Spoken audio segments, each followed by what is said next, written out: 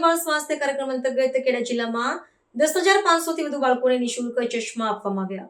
શાળામાં અભ્યાસ કરતા બાળકો આપણા દેશનું ભવિષ્ય છે. આ ભવિષ્યને સુરક્ષિત રાખવા માટે શાળા આરોગ્ય રાષ્ટ્રીય બાળ સ્વાસ્થ્ય કાર્યક્રમ અંતર્ગત જન્મથી 18 વર્ષના તમામ બાળકોની ભારત સરકારના આરોગ્ય અને પરિવાર કલ્યાણ મંત્રાલયની માર્ગદર્શિકા મુજબ મોબાઈલ હેલ્થ ટીમ દ્વારા 4D defect at birth, deficiencies, diseases, developmental delay મુજબ વિના મૂલ્ય આરોગ્ય ચકાસણી કરી જરૂરી અનુસાર સારવાર અને સંદર્ભ સેવાઓ આપવામાં આવી છે.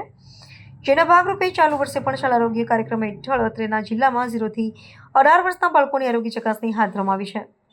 ખેડા જિલ્લા કલેક્ટર અને જિલ્લા વિકાસ અધિકારીના સીધા માર્ગદર્શન હેઠળ આ વર્ષે વધુ સારી રીતે શાળા આરોગ્ય તપાસણી નિદાન અને આપેલ સારવારથી જિલ્લામાં શાળા આરોગ્ય ચકાસણી કાર્યક્રમ હેઠળ બાળકોના આંખની તપાસની સફળતાપૂર્વક અમલીકરણ કરવામાં આવ્યું છે. આરબીએસકે ટીમ દ્વારા દરેક શાળાના વિદ્યાર્થીઓની પ્રાથમિક તપાસ કરવામાં આવી. ત્યારબાદ દ્રષ્ટિ ખામીના શંકાસ્પદ બાળકોની આંખના રોગોના નિષ્ણાત દ્વારા વિશેષ તપાસ કરી જરૂરિયાતમંદ તમામ બાળકોને સરકારશ્રી તરફથી નિઃશુલ્ક ચશ્મા આપવામાં આવી રહ્યા છે.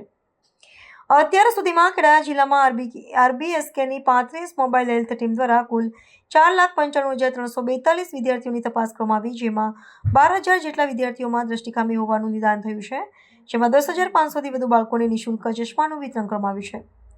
સામૂહિક આરોગ્ય કેન્દ્રનું લોકાર્પણ પ્રસંગે આવેલ મુખ્યમંત્રી ભૂપેન્દ્રભાઈ પટેલે કપડવંજ આરોગ્ય કેન્દ્ર ખાતે પ્રતિકરૂપે 5 બાળકોને સ્વાસ્થ્ય ચશ્મા પહેરાવીને બાળકોના ઉમદા ભવિષ્ય માટે આશીર્વચન પાઠવ્યા.